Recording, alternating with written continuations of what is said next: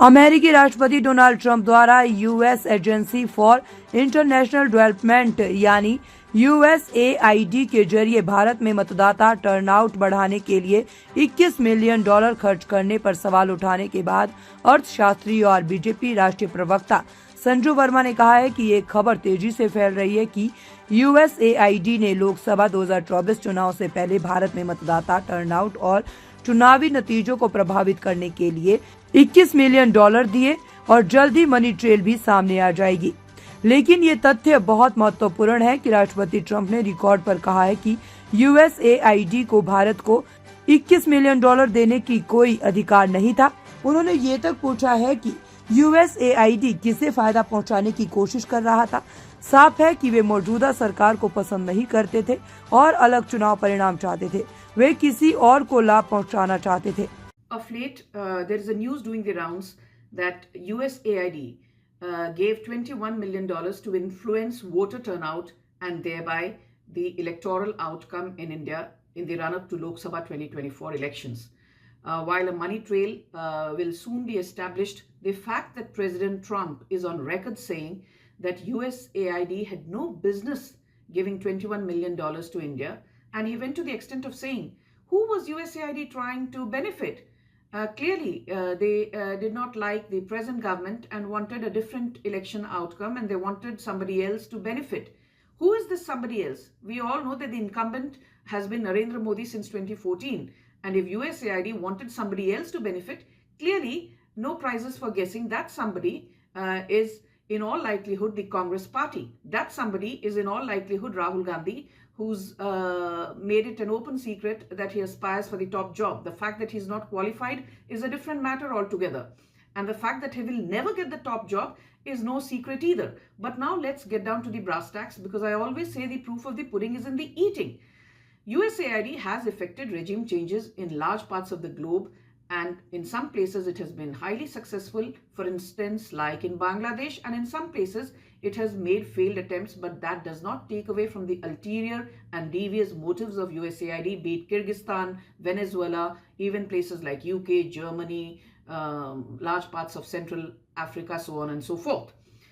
USAID between 2004 and 2013 gave the erstwhile Congress-led UPA dispensation $204.28 million.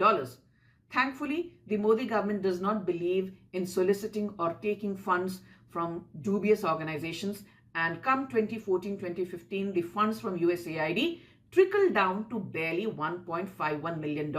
So the first limited point is that the biggest beneficiary of USAID has been the Congress. The erstwhile Congress dispensation for almost 10 years, from 2004 to 2013 or 14, before Narendra Modi took charge as the Prime Minister of India.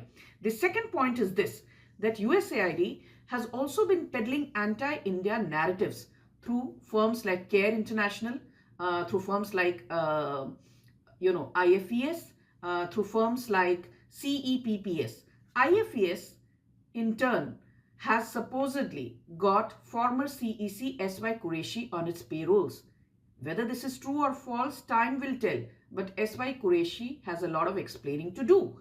CEPPS, another firm, is a core partner of IFES, and CEPPS apparently has on its payrolls TMC MP Mahua Moitra. Now, whether this is true or false, a lot of explaining certainly needs to come from Mahua Moitra's end. A money trail will be investigated, and doodh ka doodh, pani ka pani ho jayega. But this cannot be sheer coincidence that USAID has been funding organizations that have been peddling an anti-Modi and an anti-India agenda. USAID has on its payrolls various firms. For instance, one of them is a so-called NGO called Rural Development Trust, which has nothing to do with rural development. Rural Development Trust started speaking about caste census a couple of years back, and lo and behold, Rahul Gandhi has been parroting that and doing the same. Caste census is all that he speaks about. Again, there are organizations like Al Khidmat Foundation and Falai Insaniyat Foundation, which have been alleging that Narendra Modi has been following a majoritarian agenda and is anti-Muslim. And guess what?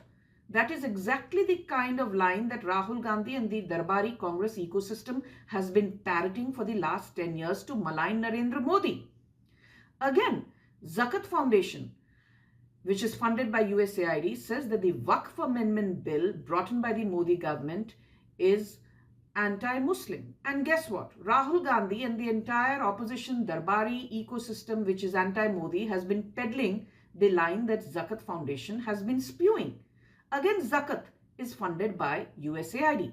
So for anyone out there, let's be clear, you don't need to be a rocket scientist to know that USAID has on its payrolls the likes of IFES, the likes of Rural Development Trust, the likes of CEPPS, the likes of Zakat Foundation, the likes of Falai Insaniyat and Al Khidmat Foundation, and all these organizations have at some point benefited from the largesse and generosity of George Soros and his company Open Society Foundation.